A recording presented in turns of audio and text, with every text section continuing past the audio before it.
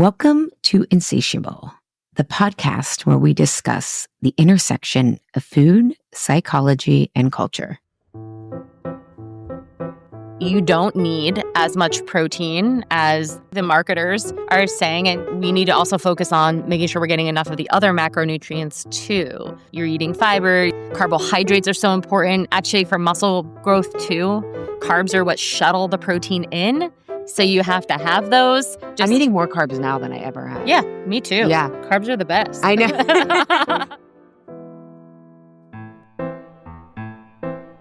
I'm your host, Ali Shapiro, an integrated health coach, 32-year and counting cancer survivor, and have radically healed my relationship with food and my body. And for the past 17 years, I've been working with clients individually, in group programs, and in company settings to do the same. Welcome.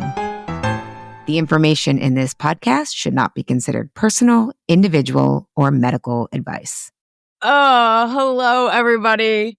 We are back and we have a very special guest today, the OG Insatiable podcast co-host. I know. Hi, everyone. It's Juliet back after a decade.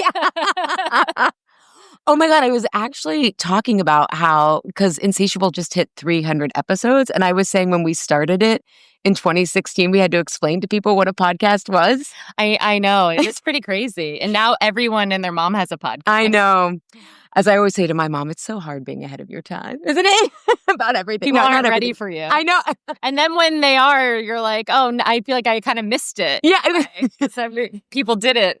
Well, and a lot of people who do it, they have huge budgets, right? So they have the money to spend to make it, well, whatever. So, but I just told you, just put a neon light up. I turned my, guest room into a podcast studio at home, and I have just a neon sign. Yeah. It looks profesh. Yeah. The cat is behind me, like crawling on the couch, meowing the whole time. But people call that authentic these days. Yeah. So, but what we're going to do today is because Juliet's birthday is on Monday. Happy early birthday. Thank you. I actually texted her 7 days early. I was like, happy birthday. You're like, it's our mutual friend's birthday, not Juliet's. I'm like, oh, I knew I got in the vicinity. I was like, I knew that you knew it was someone's birthday. Yeah. And so I was like, you're thinking of our other friend, but I know what is going on here. I'm like, I'm next week. You are correct. There's a birthday today. Yeah. And my birthday's October 1st. And so Juliet's in town for a wedding. And so we've been hanging out all day, like no time has passed. And we're going to talk about what we've changed our minds on in this past year, because I think all of you probably reflect on your birthday and, another year older. And hopefully as we grow, our thoughts change and evolve and different opinions. And I was looking at, I'm really good at themes and patterns. And I was realizing that what changed for me was less like sharp mindset or opinion changes and more like evolutions of holding almost like more complexity. Like my work is so much about holding the and, right? Like people think it's just diet and exercise. And it's like, and it's emotional safety, right? And you work with a lot of perimenopause women. So it's like, yeah, if we want to change body composition, we got to work on that. And we got to work with your hormones now. So that's kind of what I'm going to talk about, I think, today. Some of these like evolutionary, I don't know. What about you? Yeah, I think that there's things I've changed my mind on when it comes to working with individuals and their own path with health and wellness. And I definitely think there's been things I've changed my mind on with my own more spiritual journey of being a human and what I've just learned over the last year and what I'm growing into and what I foresee I might be kind of evolving into as the next years are progressing. So it's like both things I've learned from a practical standpoint and then some things I feel like I've learned on more of a, soul, spiritual level as well. Well, it's funny you should say that because when I was talking with my podcast producer about this episode, I was originally thinking about like this more abstract concept of like how my values have shifted and redefining those values. But I was like, I'm trying to make it a little bit more concrete today. Yeah. But I like that you brought up that point because I saw this meme on Instagram and it's like, oh, this is so true. And it's like people think getting into physical shape, it's really a spiritual journey. And I was like, oh, I get that. I get that a lot because it's not just like, because you have these views about health, right? I tell my clients like, you're coming in overall with the value of restriction. people think health is about restriction, Mhm. right? What do I have to take out of my diet? Calories, gluten.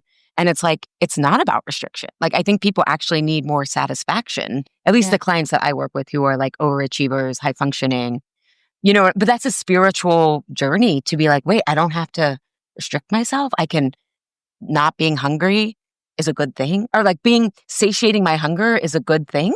Yeah. Yeah, Yeah. you're not being good by I've had overriding hunger. I've had the privilege of working with quite a few clients this year that have had real life struggles and transformation, including a woman who went through cancer Mhm. and is 5 years in remission now, but just rebuilding her sense of what health and fitness means to her at this stage of life versus what it used to mean. And watching that unfold has been really enlightening for me, and walking her through the path of not restricting like she was once doing, and finding movement from a joyful place and eating from a joyful place, and realizing that she can do all of these things and she's more capable than she thought she was going to be, and believing in herself. We can talk about this on a whole other episode. We were talking about belief earlier when Allie and I were going on a hike, how powerful belief is. And, she had physicians say two things to her. They said, you're not going to be able to lose weight because your hormones are too jacked now, because she went through, was going through early menopause after cancer treatment. And you have too much scar tissue on your lungs, so your cardiovascular ability, your lung capacity is limited now, and you're never going to be able to get back to where you were with physical fitness. Well, she's lost 22 pounds. She's doing her first pull-up. She's running her first 5K ever. All of these things. And she just let happen and unfold, and just started believing in her abilities. But she started to come at it not from a pushing standpoint. It wasn't even about proving anything to them, or it was more about just proving something within herself, but not from like a dogmatic place anymore. Yeah. From a loving place, from a place of like curiosity care and instead care. of shame. Yes. Yeah. I don't think most people realize they're motivated by shame. If you feel like panicked and that you have to get this done fast instead of okay, I'm playing the long game. Yeah, but it's very hard to play the long game when in this culture that is driven on everything happening yesterday, and you've missed the opportunity, right? You've got to seize the day, seize the moment. Go big or go home. Yeah, exactly. The hustle culture is out of line right now. The wellness world that we were talking about this earlier too. I was like, it's cuckoo. It's gotten so cool. I'm so glad I have the discernment and I know what I know. Well, then I was saying to Allie, like, with AI, I'm worried that we're all going to be seeing crazy wellness trends and things that we are going to have a hard time knowing. Is that a real influencer person? Is that a real expert telling us to do all these things and saying all these things? Or is that just someone recreated, just some AI BS character posing as a doctor? Yeah, is just pushing it out to you and selling you things, supplements. I mean, people are going to, I think in the beginning of AI, it's going to be crazy Wild West where people can make so much money off of it. Just swindling people. Yeah. With things, you can make they already found that their creatine gummies, most of them have no creatine in them. You can't even fit that much creatine into I didn't even know they had creatine gummies. Apparently it's a $multi-billion. Wow. Yeah. So there you go. That's why I've changed my mind on creatine gummies. Well, talking about kind of instant is one of the things that has really shifted for me over the past year is really focusing on fiber. I know we're kind of going from spiritual to fiber.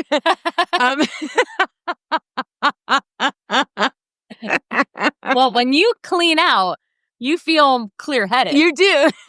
You can connect to source more. Okay.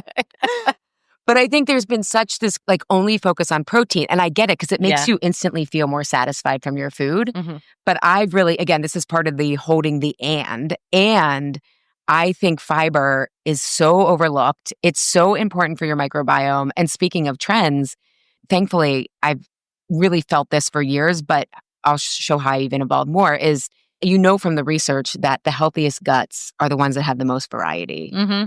Where wellness trends meet up, it's about restriction, right? Take out more gluten, take out FODMAPs, take out histamines. But if you're having to do that, that means your gut isn't as resilient. And there may be a time that you need to do that. But I think what's ended up happening is people are cutting out a lot of foods that would help them. And so for me, especially with, perimenopause and menopause, satiety is more challenging for us because of hormonal changes, but really focusing on fiber. That's what I've done this year. I mean, I've always gotten some veggies, but I didn't realize that I kind of had this I'm such a maximizer and I'm like, if it's not green, it doesn't really count. Or cucumbers are mostly water, and now I'm just like, no, you need variety. Yeah. You need fiber variety. So I'm buying more peppers, more eggplants, more whatever. I always forget that avocado has a lot of fiber in it. Oh, I didn't even. Oh. And so that's one that I'm like, oh, I'm getting these healthy fats and I'm getting fiber. I like the efficiency. Yeah. So that's something that I've paid a lot more attention to, is to make sure that I get enough fiber. So that's something that I've evolved. Not leaving the protein behind, but now that I kind of got that locked and loaded, really being like, how do I get variety? And that means going to farmers markets. That means trying to eat in season, but it's hard because you have every access to everything, but just getting more variety. So what's something that's one of the things that I've evolved my mindset around or changed my mind? Only going to see my holistic dentist. I'm going to go back to see a regular dentist. Tell me more. My husband's like, thank God. That wasn't because I made him go to. And I'm all for trying to get to the root cause of things. But I just found in particular when it comes to the dentistry, in the dental industry, especially with holistics, it is a lot of upselling. It's a lot of unnecessary products and adding more stress to your life. And I'm just more minimal when it comes to that in terms of me actually having compliance when it comes to having better oral health care. It's like, if you're giving me all these things I need to do, it complicated my life for me in a way that I'm like, you know what, I've changed my mind. I'm okay with going to just a regular Western philosophy dentist and bringing the nuance of understanding that there's things that maybe I don't need to do. Actually, I found that you need to do a lot more when you're going to a holistic dentist than you need to do when you're going to a Western dentist, which you would think would be the opposite. You're right. But it's not. I found that I had the experience was do this study, do this test, do this, let's take this approach. And it was a lot. Wow. So. Well, and that's a great example though of so much of your oral microbiome is about what you eat and all that stuff. So you're not going to stop doing that. Well, I just think in general with health practices, you have to understand if something is causing you more stress and giving you more on your plate, right? Yes, I could tape my mouth shut every night. Yes, I could do this, this, that, and the other thing to help my oral health. Yeah. But it was stressful when there's a gajillion things that you can add if you want to optimize. For those of you not watching, I'm doing little air quotes, optimize, because that's just the word of the decade. Yeah. Well, yeah, we were talking about this earlier, all these people spending all this time to optimize the number of years, but then missing out on the life in front of them is, Well, and that brings up such a good point of when you're going to the dentist, is my goal to optimize?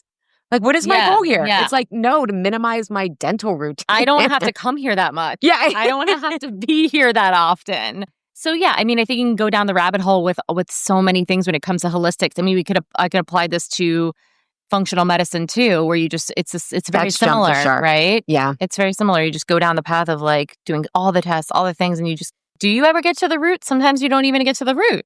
This is my big thing, and I'm going to actually have Erin Holt on, who's the functional nutritionist, and she's one of the only people I know who really understands functional medicine and is talking about, she's like, if people are selling you all this stuff, that's retail, not health. And I'm like, oh yeah, preach, can I get a witness? Yeah, and I think that's what my husband was saying when I would take him to this dentist. This is a 44-year-old man who's never had a cavity. And every dentist has always praised him. And he's always walked out of there feeling amazing about himself, except for in this situation. This dentist is like, you can do more. Exactly. And he was like, no, I am not into this. Yeah. So that's one of that I've changed my mind on. This is part of the belief stuff we were talking. And this is where I think the relational aspect comes in of if you're coming from your client, from a place, or anyone listening, if this change is coming from a place of shame, and I'm afraid of gaining weight, and I'm afraid of getting diagnosed. And don't get me wrong, there's some amount of fear. This isn't either or, all or nothing. Yet things are so different when you come from a place of, this is serving me, instead of I'm trying to run away and I'm in fear, right? I'm going to come from a place of care and play the long game and curiosity. And that's what I was saying. I think functional medicine, you said, can you ever get to the root? I mean, you can resolve a lot of things, but I think functional medicine misses that relational piece of like, Yes. wait, you can't devote your whole life to healing your gut. Like you still have a job and you still live in America and you still, like, you can't fix it. And it's like, oh my God. And then they start with the end in mind. They don't help people like build up to certain things. And so that piece is big. Well, and it's funny that you mentioned that because the other thing that I was going to talk about that I shift my mind on is mammograms. And so I got my first mammogram this year Mm-hmm. at 46. And everyone was like, I thought you would have already done that by now because I guess the new guidelines are over 40. Yeah. But I had some outdated views of them. I thought that they had a lot of radiation, which it's no more than flying in a plane. Yeah. And I think as you age, you become, hopefully your views become more balanced. And I've become more like, I was saying to someone, I ended up having to have a breast biopsy and I was fine, but it was scary for 6 weeks. I was like under a whole lot of stress because it brings up all my old shit, right? Mhm. And I was like, I'm so mad that I have to do this. And I'm so grateful that I have access to this care. It's like holding the and. But I had kind of been kicking it down the curb and I have had MRIs on and off because I am at a higher risk of breast cancer from radiation to my chest from my original cancer treatments. But my oncologist was like, your highest risk rate was 10 to 20 years after your treatments. And I'm 34 years. So I was doing something, but I would space that out because I'm like, that gadolinium that they give you in MRIs and all this But stuff. they don't give that to you on a No, they Yeah. don't. But I was like, it's a lot of radiation. And it's also like, it's messy. And this is kind of what I'm more about, like that curiosity. And I was like, I just got this like intuitive hit of like, just go for a baseline. And that's part of why I had to get a biopsy is they had no baseline for me. Yeah. But now they do.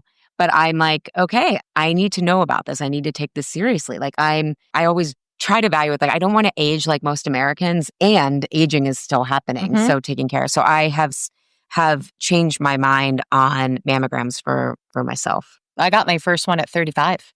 You did? I paid for it out of pocket. And I went and I said, well, actually, I had to have the doctor refer. You can't just go. Little Right. did I know, you can't just go in and be like, take my money, do this. And I went there and I'm just Someone's pocketing it. yeah. They're like, sure, I'm give like, the here. back. I'm like, can I get my mammogram? I'm like, well, actually, you have to have a referral, especially because you're not the age that you can go. And I got a referral because after my mom died of cancer in 2023, I definitely was having a little hypochondriac moment in life of being like, I just want to go have doctor's appointments, even though completely like different ages, people, lifestyle, whatever. But it just made me think a lot about health in general. Yes. And I have known quite a few women in their early 30s who got breast cancer.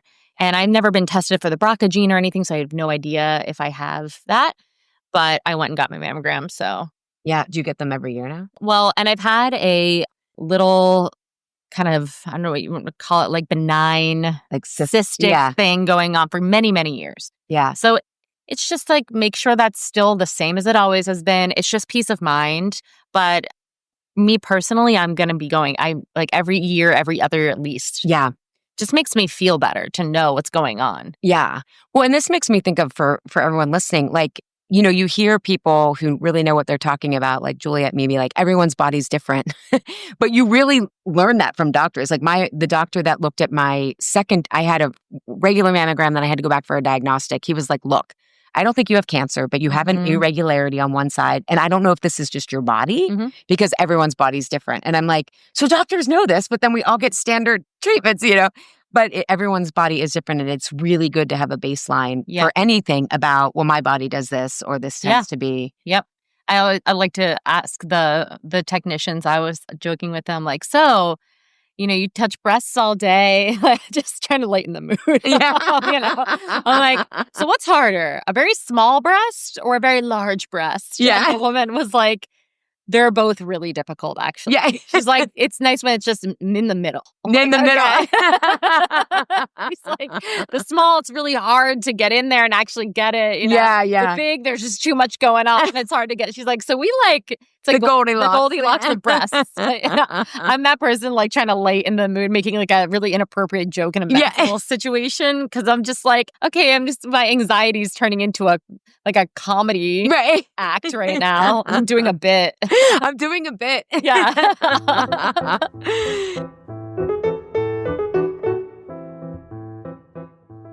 So what's another thing that's changed for you?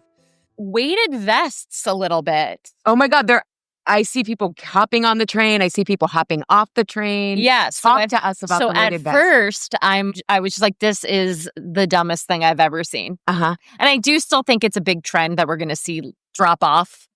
I don't think it's going to stick around. Actually, this is crazy. My husband told me yesterday that there was a lockdown at a middle school because they saw some man kind of roaming around outside on the path by the school. And there was recently a school shooting at a high school nearby. So everybody's just on high alert. Yeah. It was just a man in a weighted vest, like doing a walk. Because it looks like, he's in like tactical training gear. Yeah. Yeah. So I'm like imagining like, and then I said to him, what if it was just, a perimenopausal woman just getting her bone density? Meanwhile, we're not. Everyone's going on lockdown. Wow, that's crazy. The weighted vests are now scaring people. I know. But yeah, so at first I was like, knowing the science of how to build bone density and just putting on a little bit of a weight on your body isn't going to really do that much. However, if somebody is completely sedentary, and this is the only kind of resistance they're getting on their body, and this is their way of getting something against their actual spine, because a lot of times we'll see bone density loss in the spine. And this is good for everyone to know, because even as a trainer, I didn't know this for many years, that you need to be axial loaded. You need to have actual weight that is being compressed onto your upper body. So even if you're doing weight training, like just holding some dumbbells by your sides, it's not compressing. It's not compressing on top of the body in order to get that increase of bone density you need in your spine, which we do lose density there. Yeah. So I had a client who, I have clients get DEXA scans. You can see like, oh, you're losing density here and there. It'll tell you, like, it's not everywhere. And so we might have to kind of spot focus on like, all right, then we need to get you doing some sort of squatting movement pattern. Yeah. With weight on that area. It doesn't need you to do a back squat or anything. There's different ways you can have it done, but weighting your body with weight on top of your body like that could help with that. So that's where I've changed my mind. I'm like, okay, circumstantially, like these things. Yeah, it depends on the context. But like if somebody's already weight training 2 or 3 times a week and they don't need to then also do a weighted vest. And if someone has some like postural issues or they need to build up more core strength and stabilizers, sometimes the weighted vest, it can actually cause some like chronic pain and things like that. So it's just, again, it depends. Yeah. But I was like adamantly like, no. Yeah. It's a no. And then I was like, wait a minute. Yeah. It's just not a flat no. The weighted vest can be useful for people. Do you think most people though, and again, I see the work that I do with clients is because those of us who grew up in the 80s, 90s, early 2000s, health was defined as weight. And so many of us initially, right? I hope part of my work is to help clients be like, we have to do this stuff. You can want to lose weight and your motivation has to come from something more than just weight for it to be sustainable. Do you think a lot of people are putting on weighted vests because they're worried about osteoporosis, or do you think it's because they think it helps lose weight? I think that unfortunately, it's still about wanting to look better. Okay. And I see that many women try to cover up that story with the narrative of, I'm trying to take care of my bone health and do X, Y, and Z. And it's both. It's both. But I do think that there's still a real major want and desire for weight loss. Hence, I see so many women trying to get the GLP-1 drugs, even when they're not a good candidate for them, just to lose a little bit of vanity weight, or put the weighted vest on because they want to increase their calorie burn on their walks. Does the vest work for that? So I don't know enough about that. I think if we're talking about just increasing your calorie burn, it can if your heart rate is going to be elevated more than it would on going on a normal walk, right? It's kind of like putting on if we went camping and we had like a big camping pack on, we would be more breathless with the camping pack on than we would be just walking. How many pounds are the weight? It depends. People can do like 15. I see a lot of 15-pound, 20, and then like a lot of men will do like a 30-pound rucksack. That's like their version of the weighted vest. It's like they're rucking. Yeah. Okay, tell yourself what you need to do. But then I saw someone recently wearing a 2-pound weighted shirt in a class. It's like a shirt that has these little metal nodules all over them, and the shirt weighs 2 pounds. 2 pounds. Marketing. Yeah. First, I'm like, that's a really cool shirt. What is that? And I was like, Yeah. the weighted shirt? Like, that's so interesting. I mean, just wet it down. It'll weigh more. Just put some water in there. Just don't put your shirt in the dryer. You got to weight it back. Yeah, exactly. So, everything kind of gets blown up in ways that it loses its original meaning. Yeah. But for somebody who's already cardiovascularly fit, like my husband wore one and his heart rate didn't even spike above zone 1. Didn't do anything for him. Yeah. Walking around. And now if he walked uphill, that might be different. If he was hiking with it. But if he just walking around our neighborhood, it just felt like pressure on his body. It didn't actually get his heart rate up higher. He didn't get a cardiovascular benefit from it. Interesting. Yeah. Well, so speaking of weight, that's something that I think my own perspective has evolved on this past year. So a couple things is, obviously people listening and I had struggled with my weight for so long. And then for 12 years, just felt really good in my body, wasn't tracking food, all this kind of stuff. And then obviously I went through menopause and postpartum at the same time.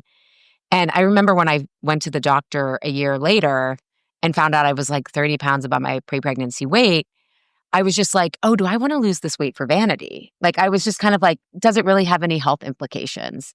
And granted, I had plantar fasciitis and I'm 5'4.5". That's a lot. An extra 30 pounds is a lot for someone who's 5'4.5", right? It may not be for someone else. Looking back now, I was like, oh, is this just for vanity that I want to lose this weight? And I think what had happened, and again, whenever we're first learning about stuff, sometimes we go to the other extreme. I think there is a lot of, you can be many different weights and still be healthy. But one of the things I think these past couple years is it's reminding me how hard it is to be so uncomfortable in your body. Because I was really uncomfortable. I mean, because I was injured. I mean, there was a lot going on.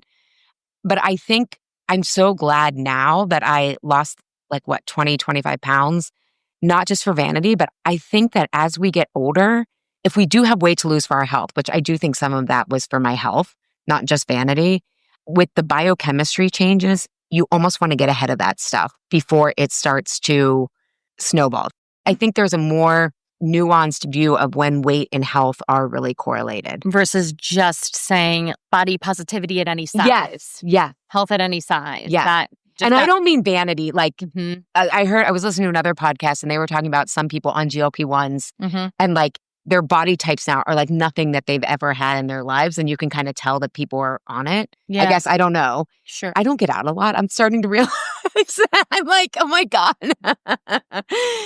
So I'm not talking about that kind of vanity stuff. Because we do know as you go through menopause, a couple pounds gaining can be healthy because that fat helps add estrogen to your system. So I'm not talking about having a 6-pack after you've had a kid and gone through menopause. Sure. I'm talking about in my situation where it's getting those 20 pounds off was really important for me to get ahead of what might have happened if I wouldn't have taken care of that. But what if you were at that stage where you knew that it would be healthier for you to lose 20 pounds, but you hadn't done the work that you've done over the years to be able to do it in a healthy, long-term? It took me 3 years. Yeah, but not just that, but just your mindset around it, not becoming obsessive, not having it take over your whole was all the difference. Life. In fact, I was I feel like the universe is saying did you really have a truce with food? You thought you did when you were a size 6 and 8 and maintained that no problem. Sure. And it was great. I mean, I still went to the gym. I told people I still did nutrition counseling. I look back on pictures and I mean, it depends on the photo, but I'm like, good for you, Allie. You didn't have any... You didn't have attachment to it from a vanity perspective. And I didn't think it meant anything. And when it does come from truly a health perspective, then you are respecting your body and taking care of yourself and being kind to yourself. I don't want to say it's easier because everybody's different in their journey of losing weight. But there's less pressure. Yes. It was kind of okay, not I have to lose a pound a week. It was okay, I'm going to hire a trainer so that I'm not, I don't feel hurt. And there were things I thought I could never do. And I was like, maybe this is just my weight now. I don't know. Sure. And then just strength training and changing a couple things because I hadn't tracked my food, just adding more protein. It was oh, I lost 10 pounds in 6 months. The old me would have been probably would have given up. The one that was... Were you at any point not for tracking in the way of it kind of feeding into the diet culture obsessive behavior? And were you more into the idea of intuitive eating? Has that kind of evolved for you? Or were you always open to tracking your calories and things like that? For me personally, I hate tracking. I think because I remember that's like the background almost that you came from, was being obsessed with tracking calories when you were younger. Yes. Yeah. But no, for 12 years, I just because I realized like once I got my inflammation and all my health issues under control, it was like, okay, I'm not overeating. Like I'm just, and I also didn't weigh myself for like 10 years either. Yeah. I just, it was okay. But no, I think for clients, like every client has like a different relationship with it. But I also, part of what I work on with clients is like meaning making, right? So it's like, if you do have some health concerns, especially if a doctor is encouraging you to lose weight as well, and not that doctors know everything, obviously, clear about, if you've listened to this show for a hot minute, you know. But part of the triggering with tracking for people is that they think it makes them wrong. It puts them in shame. Yeah. Rather than, and so part of the work, a lot of times after I work with clients, they're like, oh, I have separated my weight from my worth. I can track this from just an awareness standpoint instead of being triggering. Yeah. So you have to meet people you where kind of they come are. full circle on that. Yeah. I've seen that with a lot of clients too, and myself included, where, it went from tracking being scary, shameful process when you're, first going through that journey, to then being like, no, this is really useful. And it's just data points. Yeah. It doesn't mean anything about me. If I have to track that I, ate McDonald's. Yeah. Just put it on the tracker. It is what it's just something, whatever meaning you put on it. It is. Well, and I remember I had one client who, she came to me, we had worked together years before, and then she had a baby and was early perimenopause. And she was like, I was like, just so you know, like it took me like a couple of months to get my breakfast right. She's like, months? And I was like, because Essa wasn't sleeping. When you don't make it about you, I was like, I had to first track just to see like eggs only have 12 grams of protein. Like for years I was eating eggs and spinach and thought that was, and I could be satiated on that. And I was like, I had to relearn like, oh my God, oats have protein. Like, yeah. But I was like, I just had to take it as an awareness piece and being like, oh, you didn't get enough protein because you don't really know what high protein foods are. Like, not that I didn't know, but it wasn't just, and I'm like, it just took time to like refigure out how I was going to eat. And so that's when it comes, I think, from a place of care where you can kind of like Tetris it in with what else is going on in your life. But yeah, and I think kind of piggybacking that, you said GLP-1s.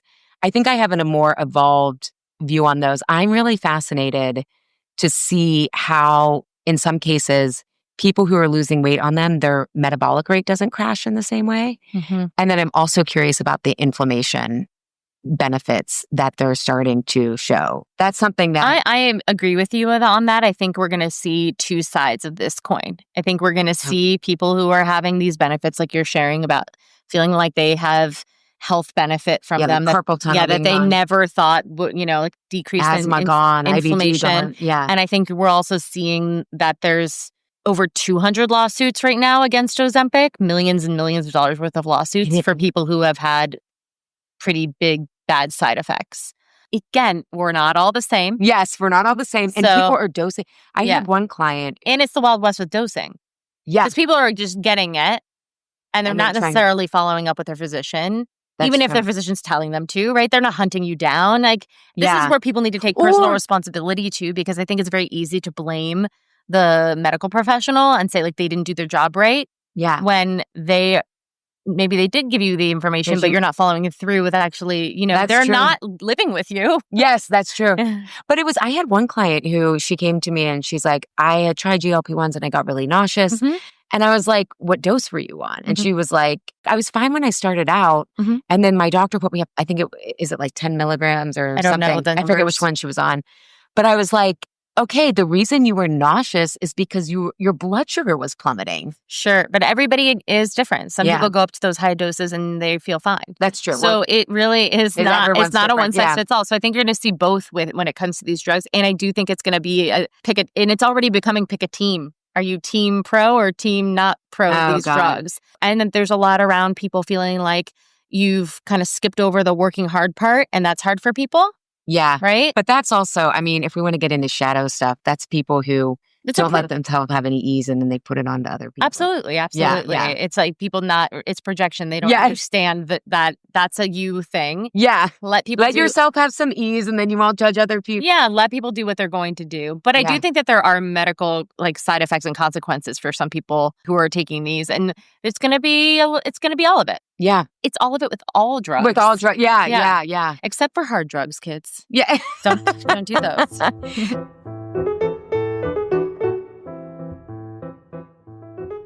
So what's something else that you've shifted your mind on?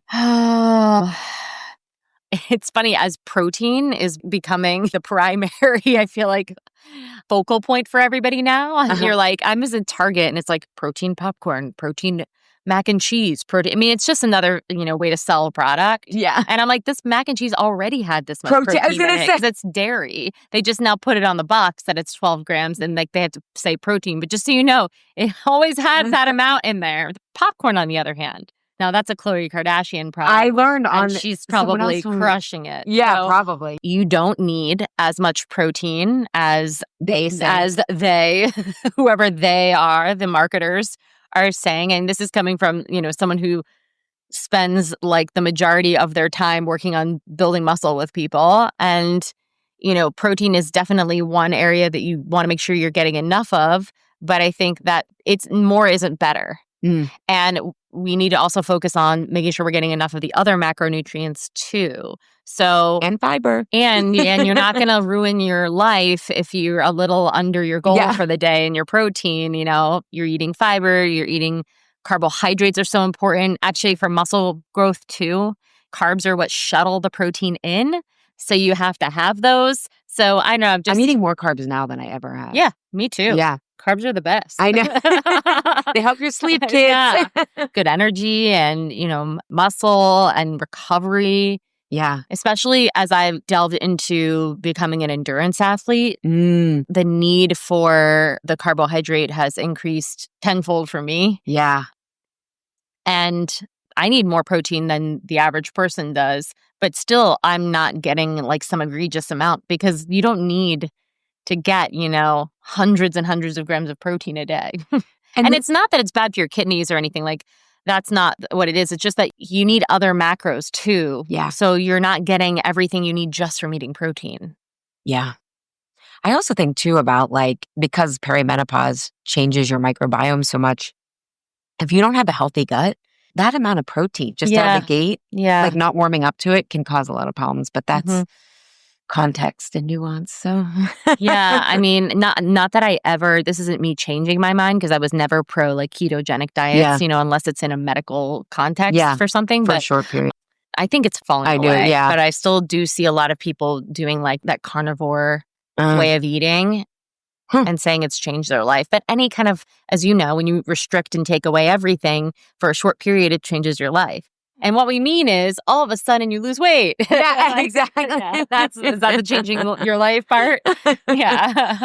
You were saying, maybe in a medical context, I don't think people realize often, sometimes in the beginning, if you're starting to get healthy, you may need a different type of way of eating than what gets you started isn't what keeps you going, Another thing I've changed my mind about, or I said evolved, again, holding more complexity, is zone 2 cardio or steady state. And you really helped me with this of we'll link to Orange Theory episode that Juliet really helped me. People love that episode. Oh, I got nice. I said to some people, I wonder why people love that. And they're like, I think you gave people permission to do what they go want. Have fun. Yeah. Well, that go to you the reminded gym, me work of that. out. Yeah. Because you get and again, when you really do also care about aging, you're but I had heard Peter Attia talk about zone 2. And when I was just trying to get strength training in and then the HIIT in, and then I was okay, I'm walking. It's not zone 2, but that's enough. And now that I've found biking that actually keeps me at that zone 2, of course, now I'm anytime someone's talking about zone 2 and the benefits, I'm oh yeah, because I'm doing it. Sure. But I do really feel it is important, especially when you think of heart disease still being the number 1 killer among women. And I think the zone 2 cardio is pretty important for longevity. I mean, you would know this. I can speak on this for a long time, but I do think because perimenopause is such a hot topic right now and women's health was not really something that was studied for so long Yeah. that all we had to compare was doing studies on male athletes in particular. And so we didn't really know what was what when it came to women's health and fitness in particular, and if we differ from men. And this goes into also like cycle syncing is a big one too, that I think has taken off for some. I mean, I've seen women make their brands around it as trainers.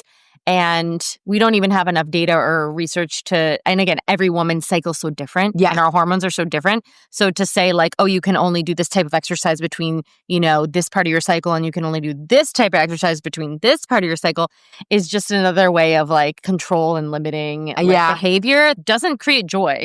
It doesn't, but it's like, again, it's that underlying strategy of restriction. Oh, this must be good. Well, it's the same thing. So with the cardio training, saying that women don't need to do zone 2, well, I disagree. I think that And can you define zone 2? So zone 2 is an aerobic style of cardiovascular training. Just step aerobics for those of us who grew up in the 80s and 90s. Where it's a steady state. So your heart rate is within a steady range for the entire duration of your activity. And it's something that you can hold for a long period of time. Yeah. And the way you can kind of know you're in zone 2 without knowing exactly what heart rate range you're in, because everybody's heart rate range is different. You can do the mathatone method, which is where you take 180 minus your age to kind of get a sense of your zone 2. That's a very kind of like, it's not specific, but it can be pretty spot on for most people who they're undertrained. When you're trained, very trained, you would add 10 plus 10 to that. So 180 minus your age plus 10 if you're pretty trained. Could you start at 190 and then subtract? You could just start at 190 as well. Yeah. I don't know why. Like 180 plus 10. I like minus efficiency. Your age plus 10. But to really know what it is, you would do a VO2 max test. You'd get your cardio tested and you'd have a mask on. You'd run on the treadmill, ride the bike, or whatever your form of cardio is that you like to do to see where you're hitting that threshold, where you're going above your zone 2. But here's the easiest way to know if you're in zone 2. Okay. Yeah. Can you breathe in and out of your nose the whole time? And if you have septum issues, and that's never happening, can you talk? Can you have a pretty full conversation while you're doing your cardio? It's not like a normal conversation. Like we would be talking, but we would be like, I have to. This happens on biking. I'm like, I have to wait. Okay, but that's zone 2, where you can have a conversation with somebody while you're doing your cardio. That's so easy. Yeah. And it just, what it does is it builds what we call it like the engine of your cardiovascular. It's your foundation. It's your base. So all of the elite athletes, they have to build this so that they can go longer, stronger, and faster, right? So most Olympic athletes, like the distance runners, for example, are doing zone 2 80% of their training. Meaning only about 2 of their workouts per week are not in that zone. Interesting. So they are working on just continuing to build that engine and go longer and longer, and they'll go faster, sprinkled in with speed workouts. So that's where it comes into play of like, if you want to talk about just being a badass athlete, which I think that's really what we want to be after as we get older. We want to just have ability. Yeah. Like we don't have to train to the amount that they're doing, but we can train like them, which is like, let's do zone 2. Let's do some intervals. Yeah. Let's strength train and let's mobilize. Like, okay, there you go. Yeah. We're on the, athlete plan. I love, and I think for some people listening, they may think athlete. I'm not an athlete, but I love what you said on Instagram the other day of like, kind of what you're orienting around, or the value is not like how much you weigh or if you're optimized, but do you feel fit? Yeah, fit. Do you feel capable? But I was like, Juliet is right. It feels so good to know that like today we're like, let's take a walk, like, and you can do that. Or like my friends for Mother's Day were like, do you want to go on a 40-mile bike ride? And I was like, never done one before. I mean, we stopped for snacks. Yeah. I was like, hell yeah. But how empowering is that you can get on a bike for a few hours. Yeah. And just ride all day. And that's really exciting. Yeah. Your body can take you places. I know. But that's what I mean, like that. Yeah. But I love, let's orient around the value of fit. Like, can I feel capable and able to do what I want? Yeah. And I think that's where ability comes into play. Like with cardiovascular ability, can you do the bike ride for a long time? Can you go on a long walk, a hike, right? And when it comes to strength, because it's, we need to have strength, can you do a push-up? Yeah. Right? Can you do a pull-up? Probably not for most of us, because that is like one of the harder. That one just doesn't just come. I'll tell Right, you all have of to your work at listeners it. that one is one where you must decide. I would like to do a pull-up, and that will require you putting in weekly effort into building up your pull-up. That doesn't like the push-up can come a little more like, oh, I'm doing a push-up. Yeah, but the pull-up doesn't come like that. So yeah.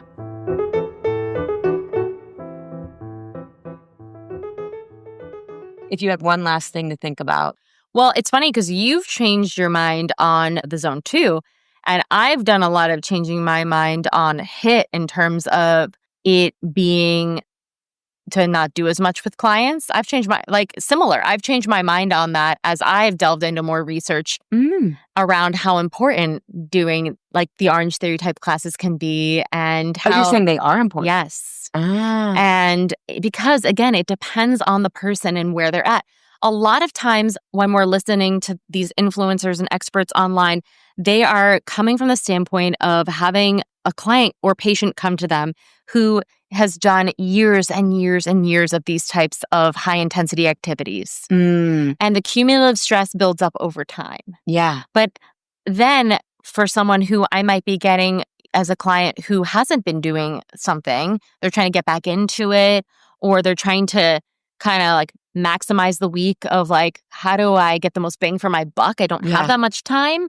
Some of these types of workouts are going to be really efficient and amazing to help them build their fitness faster than doing the lower, slower types of workouts. Yeah.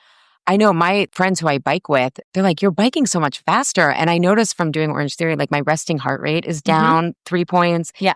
And the crazy thing is I used to get like 20, I know they're kind of a marketing term, but the splat points. And I was like, oh my God, 25 splat points.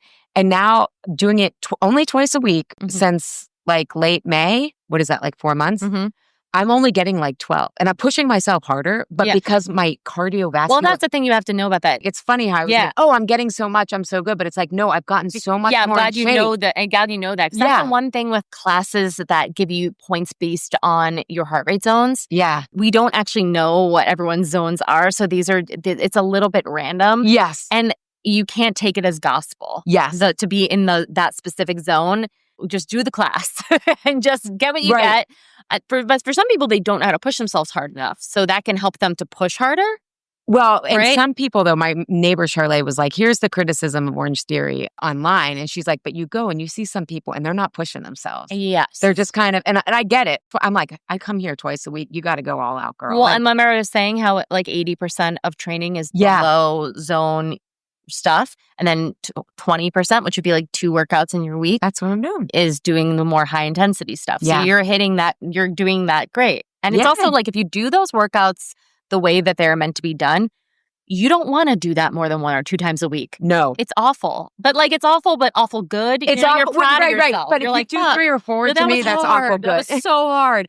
But what ends up happening when people do those workouts all too often is they don't actually go hard, they go moderate. So they get stuck in moderate because you're not going to be able to go that hard every single day. Yeah. So they think they're going hard because it feels hard because it is if you're doing that all the time. Yeah. But that's where it's like, okay, it's not this, it's not that, it is both. Yeah. It is holding the hand. It's both. So I've changed my mind on that in terms of, steering people away a little bit from that, but then understanding that that's only in the context of if someone's come to me super burnt out and that's what they've been doing for a really, really long time.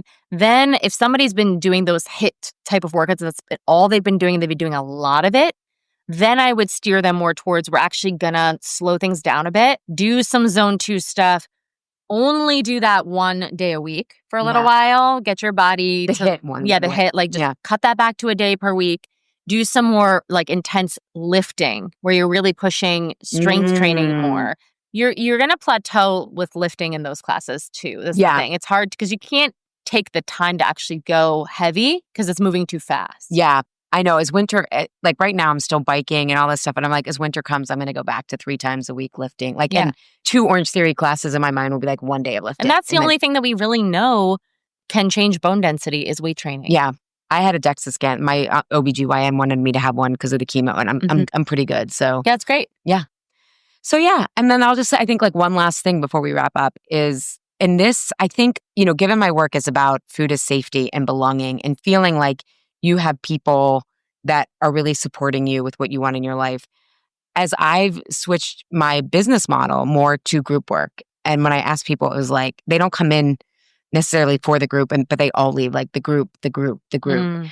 And I think as people feel like we're quote unquote more connected, but more isolated, I just think community is like even us today, like I feel like my soul is like filled, right? Versus like we've chatted we always chat on DMs or texts, but Mhm. it's not the same. And I think community where you can really be yourself.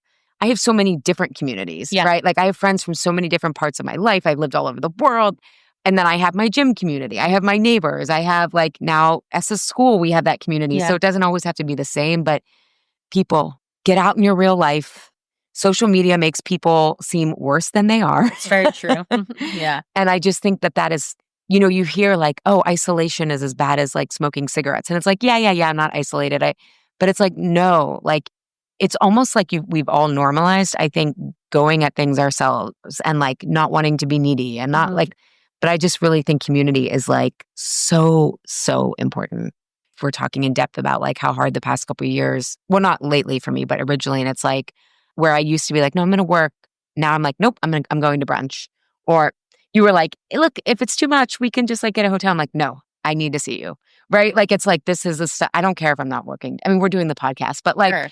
I just don't. What your priorities are so they're different. Yeah. So that's me. So yeah. Any final thoughts for you? Well, I was saying similarly, since moving to Colorado, it's been like 4.5 years now. Mm-hmm. And just so much of my desires have shifted around working hard. Yeah. And I've just relaxed a lot more. I spend so much more time doing playful, fun things. Yeah. And not sometimes I'll have like my old, I'll call her Julie. Sorry, your sister's name is Julie. Sorry, Yeah. Julie. Different My Julie. alter ego is Julie. It'll be like, you have to work harder. You're not working hard enough. That's how you're going to make more money and be more successful. And it's like, oh, stop it. Yeah, that's not my goal anymore. No, it's not. It's just like the old boys. And it's just like, I'm like, let's go on a walk, Julie. Yeah. Let's listen to the birds. Let's calm you down, girl. Yeah. You need some nature. Yeah. But being more immersed in nature has shifted me so much. My nervous system, overall, just the way that I think and what I prioritize, and being with the animals. Yeah. There's so many cute bunnies Oh my God. around my neighborhood. And, just yesterday before we flew out, I went on a walk and I was like, there's a bunny, there's 5 different kinds of birds, there's 2 squirrels. I was like, it felt like I was in like a Disney movie. I was going to say, all of a sudden. I'm like a Disney character hanging out with my animal friends. But yeah, I've definitely shifted around that and what my desires are in terms of my business and what success looks like and what it means. Yeah, it just doesn't feel or look the same as it used to. I know. At all. We might have to do another podcast on that because that shifted big time for both of us. For both of us. We both used to be so driven to have certain milestones of success. And I think especially in the entrepreneurial space, hustle culture, and the wellness world, and trying to get your message across and find your people and want to build your community and feel seen in this space. But I almost think the saturation that has occurred with a lot of bad eggs in wellness and charlatans. Oh my God. It's been a real challenge for me. And at first I was very angry about it. Mm-hmm. And I had a lot of resentment around that in our industry of seeing just how many snake oil salesmen that are out there. But it has kind of allowed me to drop my own desire to become more successful in that way of being more seen publicly.